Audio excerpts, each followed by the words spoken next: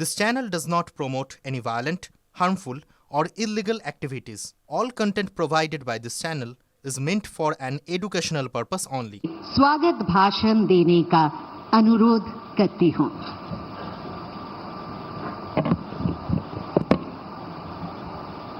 প্রণাম। আজ আমাদের মঞ্চে উপস্থিত আছেন যশস্বী প্রধানমন্ত্রী আমাদের নরেন্দ্র মোদীজি, যার নেতৃত্বে বিকশিত ভারত আমরা এগিয়ে চলেছি।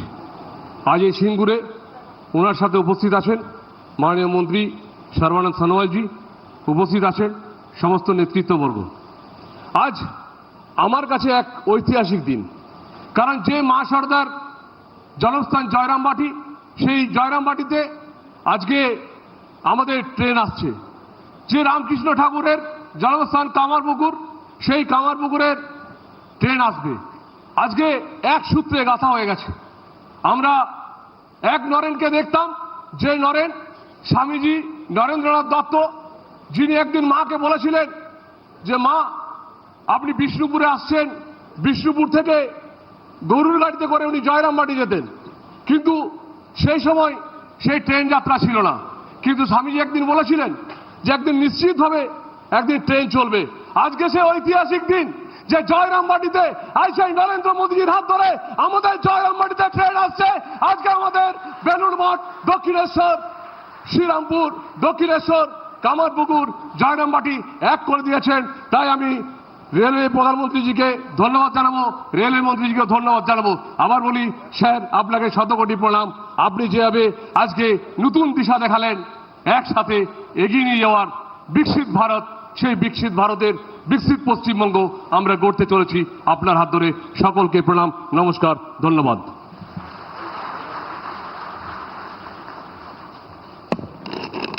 धन्यवाद জানাই माननीय सांसद के।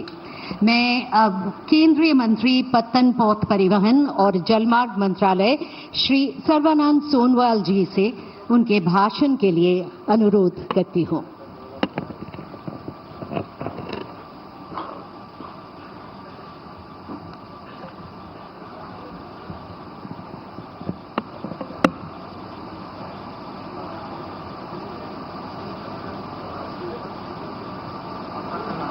नमस्कार।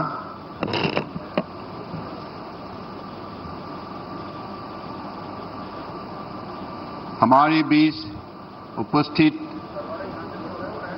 देश के आदर्शवादी नेता, विश्व के सबसे लोकप्रिय नेता प्रधानमंत्री नरेंद्र मोदी जी, माननीय राज्यपाल डॉक्टर सीबी आनंद बोस जी, माननीय केंद्रीय मंत्रिमंडल में मेरी साथी माननीय मंत्री शांतनु ठाकुर जी, सुकांत मजुमदार जी, नेता प्रतिपक्ष पश्चिम बंगाल विधानसभा माननीय श्री शुभेंदु अधिकारी जी, पश्चिम बंगाल के सांसदगण माननीय श्री श्रमिक भट्टाचार्य जी, श्रीमती रचना बनर्जी जी और श्री सौमित्र खां जी, सभी साथी जनप्रतिनिधि, अधिकारीगण और उपस्थित सभी सम्मानित नागरिक, शुभ बिकाल। आज एखाने এই সিঙ্গুরে পশ্চিমবঙ্গের পুণ্যভূমিতে উপস্থিত হয়ে আমি গৌরবান্বিত বোধ করছি। আজ আমার কাছে অত্যন্ত আনন্দের এবং সৌভাগ্যের দিন যে আমাদের পরাক্রমী প্রধানমন্ত্রীর সান্নিধ্য এই বিশেষ অনুষ্ঠানে উপস্থিত থাকতে পারলাম। এই বঙ্গভূমি বহু ঋষিমণি, সাধক, সাধু, মহাত্মা, কবি, লেখক, বিপ্লবী এবং অসংখ্য সমাজ সংস্কারকের জন্মভূমি এবং তাদের আশীর্বাদ প্রাপ্ত এক পবিত্র স্থান। আজ সত্যি আমি ধন্য হলাম। पश्चिम बंगाल लंबे समय से भारत के समुद्री व्यापार और सांस्कृतिक पहचान का महत्वपूर्ण प्रवेश द्वार रहा है।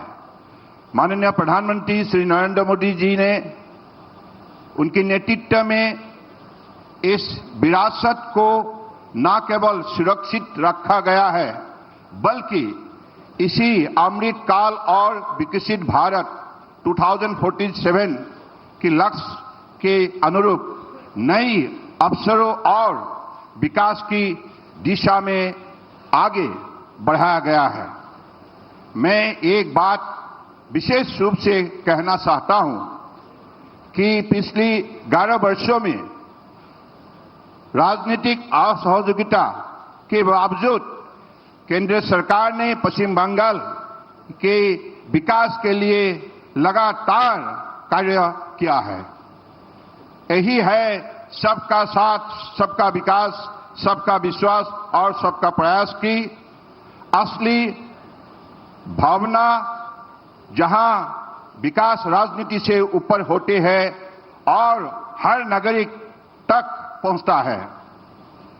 श्यामा प्रसाद मुखर्जी पोर्ट भारत का सबसे पुराना और एकमात्र रिवराइन प्रमुख बंदरगाह पूर्वी और उत्तर पूर्वी भारत के व्यापार का अहम केंद्र है। पिछले 11 वर्षों में यहां 3000 करोड़ से अधिक का निवेश हुआ है। क्षमता 16% बढ़ी है।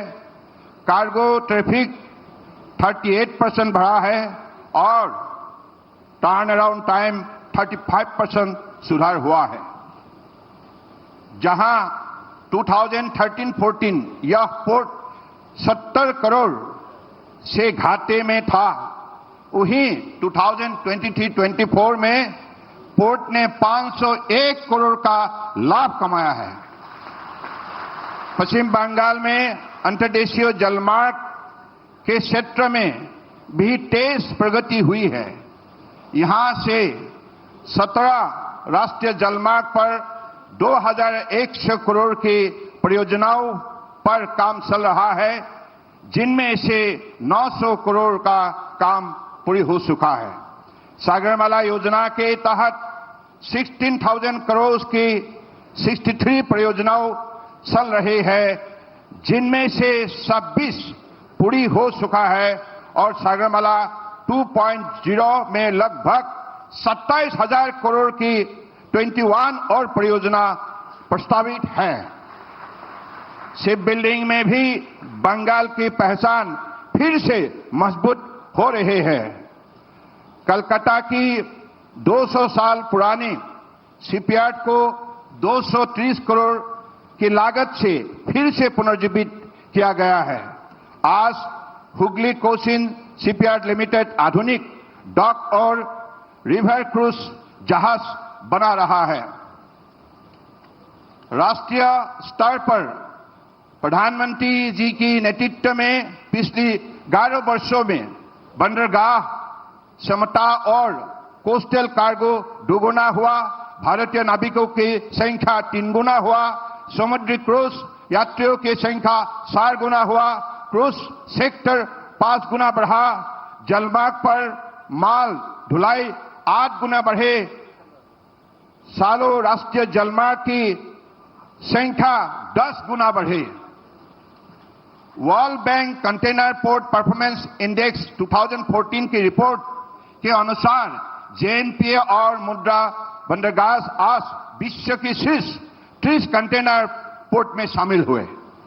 70,000 करोड़ का शिप बिल्डिंग पैकेज, भारतीय नौवहन निगम का क्षमता विकास, भारत कंटेनर शिपिंग लाइन और NW1 पर भारत का पहला हाइड्रोजन फ्यूल सेल जहाज, ये सब दिखाता है कि भारत तेजी से समुद्री महाशक्ति बनने की ओर बढ़ रहा है।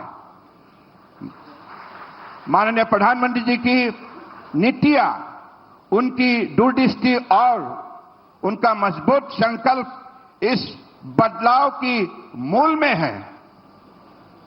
पूर्वी भारत की अगली विकास यात्रा का केंद्र बनाने का उनका विश्वास आज साफ दिखाई देता है। आज सिंगूर में Balagrah extended port gate system, electronic catamaran at Calcutta, new railway line और 4 न्यू ट्रेन्स, इनके परियोजनाओं और शुरुआत की उद्घाटन हो रहा है। ये सब पश्चिम बंगाल की विकास के लिए केंद्र सरकार की संकल्प का प्रमाण है।